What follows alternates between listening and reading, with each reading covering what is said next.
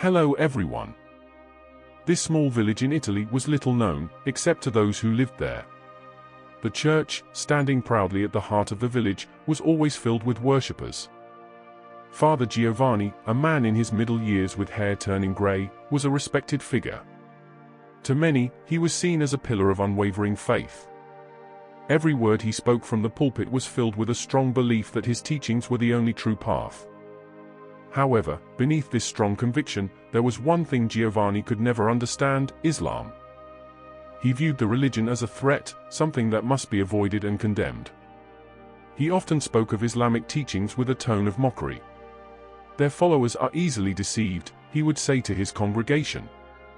Don't let yourselves be misled by them. One bright morning, a man named Ahmed arrived at the village. He was a young businessman who had recently moved there. Not many people knew him yet, but his friendly face and polite manner made him well received by some of the locals. However, when he entered the church, Father Giovanni's attention immediately turned to him. Ahmed carried with him a beautiful Koran, its cover a deep red, with fine Arabic script inscribed on its pages. He came with good intentions, hoping to engage Father Giovanni in a discussion about Islamic teachings. But Giovanni, who had long held a negative view of Islam, immediately felt offended. Ah, this must be their way of trying to convert people, Giovanni thought to himself. Without saying much, he invited Ahmed to speak outside the church. The villagers, curious about what was happening, quickly gathered around. Giovanni eyed the Koran in a mocking way. "Brother," Giovanni began in a raised voice, "we have a faith that has been proven true for centuries. There is no other way but Christ's.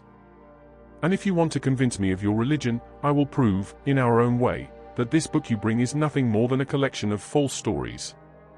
With a sense of confidence, Giovanni took the Koran from Ahmed's hands and looked around, making sure everyone was watching. Giovanni then lit a match, his hands trembling slightly. "Let us see if this book can withstand fire," he declared.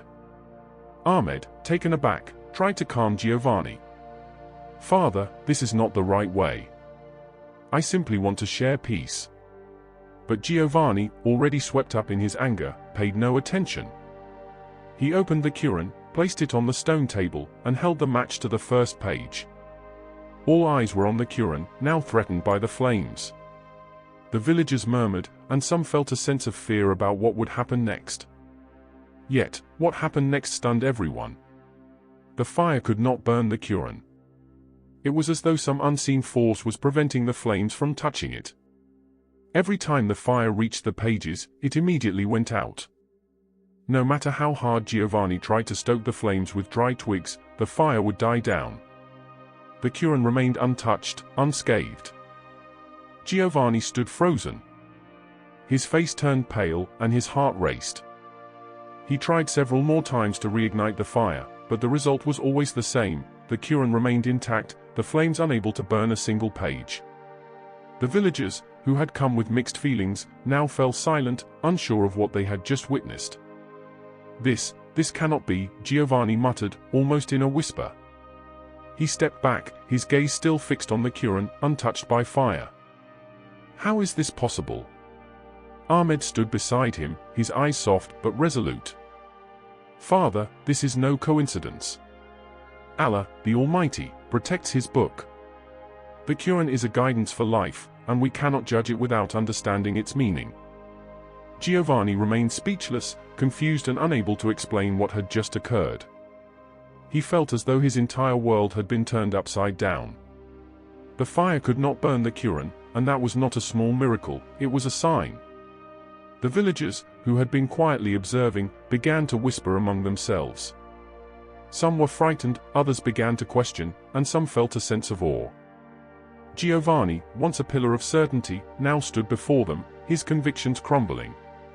Since that day, Giovanni could not sleep. The event haunted him, constantly playing over in his mind. What had really happened? What did it mean? He felt a deep unease, as though there was something more at play than he could comprehend. There was a power greater than himself, greater than anything he had ever known. That night, Giovanni could not rest. He took the Koran that he had so easily dismissed earlier and began reading it once again. Slowly, line by line, the words seemed to reach into his soul, even though he didn't fully understand their meaning. But there was something strange, something that kept him reading. It was as if every verse was calling him to think deeper. Indeed, Allah does not change the condition of a people until they change what is within themselves. Arad 11. This verse struck him deeply, and Giovanni felt as though a mirror was being held up to his own soul, showing him a reflection he had ignored for so long. He realized there was something within him that needed to change, but he didn't know exactly what it was. Yet, his heart knew, he had to find what that was. The miracle he had witnessed outside the church now seemed clearer to Giovanni. He began to understand that it wasn't a coincidence, but a sign. A sign calling him to open his heart and mind to something far greater than what he had been taught. Something beyond his own understanding. The next day, Giovanni felt as though everything around him had become unfamiliar. The faces of his congregation, which he had known so well, now felt distant. Everything seemed like a blur, and within himself, there was an overwhelming desire to search for a deeper truth. But where would he begin? That morning, Giovanni sat in his study, staring at the Koran in his hands. He opened it once more and began reading the first verses. Slowly, each word began to touch him more deeply. He wasn't yet sure what they meant, but there was a feeling inside him that something was beginning to shift. God, Giovanni whispered in his heart, show me the truth. Outside, as the sun began to set, Giovanni saw Ahmed walking past the church grounds. Ahmed, who always seemed so calm and patient, appeared unaffected by the controversy that had just taken place. Seeing him, Giovanni felt an urge to speak with him. Ahmed. Giovanni called out. Ahmed turned and smiled warmly. Giovanni approached him, his voice gentler than before. I need to talk to you. Ahmed nodded, and they walked together to a bench beneath a large tree in the churchyard. Giovanni sat, still holding the Koran in his hands, feeling its weight heavier than ever. Ahmed sat beside him, waiting for Giovanni to speak. Ahmed, Giovanni began, I don't know how to explain it, but after what happened yesterday, I feel like something is missing in me. Something that I always thought I knew, but now I realize I don't understand at all. What happened with the Koran? How could the fire not burn it? And why do I feel this peace in my heart afterward? Ahmed listened carefully, giving Giovanni time to express his confusion. After a pause, Ahmed spoke softly. Father Giovanni, in life, we often feel certain about what we believe. But true truth cannot always be understood through our minds alone. It is something that touches the heart, and often it comes to us in ways we do not expect. Giovanni looked at him with questioning eyes, but also with a growing curiosity. I want to know more. What is there in Islam that brings this peace? Ahmed smiled gently, then opened his own Koran. Islam is not just about rules or obligations. It's about peace, love, and sincere devotion to Allah. The Koran is a guide to life, teaching us to live with compassion for others, to always do good and improve ourselves. Giovanni reflected on Ahmed's words. There was something different, something that was beginning to stir inside him. It was as if a part of him that had been closed off was now starting to open. Can I learn more? Giovanni asked sincerely. Ahmed nodded. Of course, Father. Islam teaches us to always seek the truth with a sincere heart. If you want to learn, I will help you. After their conversation, Giovanni felt a sense of calm he hadn't felt in a long time. He knew that his journey wasn't over. In fact, it was just beginning. There was much to understand, but Giovanni felt confident that the first step toward finding the truth had already been taken. With renewed resolve, Giovanni decided to spend more time studying Islam, not just from books or others' teachings, but through his own personal experience and search. He felt that peace was waiting for him, and that the path to it would require an open heart. The church, which had once been the place where he stood firm in his faith, now felt distant. Giovanni knew that someday, he would find the answer that would come from within his own heart. That night, Giovanni found no rest. The moment he had witnessed the Koran remaining untouched by the fire, it had shaken the foundation of everything he thought he knew. Questions piled up in his mind, each one more urgent than the last. What was this power that protected the Koran from the flames? How had it happened? And why did he feel such an overwhelming peace after it? It was as though the fire had not only failed to burn the book, but also ignited a fire within his own heart, a longing to understand something far beyond the walls of his church. He had always been confident in his own faith, teaching others what he believed to be the truth. But now, those same beliefs felt like fragile constructs, crumbling beneath the weight of the mysterious event he had just witnessed. Giovanni felt lost, as if a door had been opened, yet he was unsure whether he was ready to walk through it. The following morning, Giovanni walked through the village, his mind heavy with the thoughts of the previous day. The streets felt different to him now, as if they held secrets he had never before noticed. His usual routine, his usual sense of purpose, all seemed foreign. He couldn't shake the sense that everything around him was part of a larger, unfathomable picture, and he was only seeing a small fragment of it. When he returned to his church, Giovanni did what he had not done in many years. He opened his Bible and began to read, not as a preacher preparing for a sermon, but as a man searching for answers. Yet, despite his efforts, the familiar words felt distant, like a song he had heard too many times, no longer resonating with the depth they once had. His mind drifted back to the Koran, to the words he had seen but not fully understood. For the first time, he felt the need to reach beyond his own faith, to understand the teachings of Islam. He could not simply dismiss it as he had before. There had to be something to it, something he had missed all this time. The peaceful, unburnt Koran seemed to call him, and he realized that his search for truth was not something he could continue to ignore. Giovanni decided to visit Ahmed the next morning. He knew he could not continue this journey alone. He needed to understand what had happened, and Ahmed, the quiet man who had shown him a different way of thinking, might hold the key. As the sun began to rise the next day, Giovanni made his way to Ahmed's small shop at the edge of the village.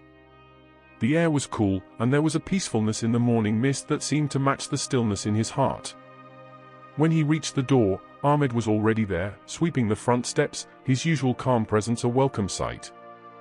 "Ahmed," Giovanni greeted him, his voice tentative, "I need to talk to you." I've been thinking a lot about what happened yesterday." Ahmed stopped what he was doing, his warm gaze meeting Giovanni's with an understanding smile. "Of course, father. Please, come in." Giovanni stepped inside the modest shop, which was filled with the scent of fresh herbs and spices. The shop was small, but neat and inviting. Ahmed offered Giovanni a chair, and they sat across from each other. There was a quiet comfort in the space, a sense of peace that Giovanni had never experienced in the church before. "I don't know where to begin," Giovanni admitted. "What happened yesterday? I've never seen anything like it. The Koran, it was like it was protected, as if some force wouldn't let it be touched by the fire. I've never felt anything like that. It's making me question everything I thought I knew." Ahmed leaned forward, his expression thoughtful. "It's normal to question, father. Often, it's the only way to grow. What you saw wasn't an accident, and it's not something that can be easily explained by the mind alone. Sometimes, Allah works in ways that are beyond our understanding, to show us a path that we might not have considered." Giovanni frowned, his brow furrowed in thought. "But how do I understand it? How can I know if I'm on the right path? I've spent my life preaching to others, but now I feel like I'm the one who's lost." Ahmed placed a hand on the table, his voice gentle. "The path to understanding begins with an open heart. Islam teaches that we should not be hasty in our judgments or beliefs. We are encouraged to seek knowledge, to ask questions, and to reflect deeply on the world around us. The Koran is not just a book of rules, it is a guide to life, a source of wisdom that speaks to the heart. It invites us to search for meaning and purpose." Giovanni looked down at the Koran in his hands. It was the same book he had dismissed only the day before, the same book he had tried to destroy with fire. Now, it felt heavier, more significant. He opened it, his fingers tracing the delicate Arabic script, and read the first verse that caught his eye. This is the book about which there is no doubt, a guidance for those conscious of Allah. Al-Baqarah, 2. The words felt different now, and Giovanni found himself reading them again and again. There was a stillness in his chest, a sense of something ancient and profound stirring within him. He closed the Quran and looked up at Ahmed. "I don't know what to make of this," Giovanni confessed. "But there's something here, something real. I can feel it, even if I don't fully understand it yet." Ahmed smiled. "You're not alone in that, Father. The search for truth is a lifelong journey. It's about seeking, learning, and allowing yourself to be open to what you find along the way.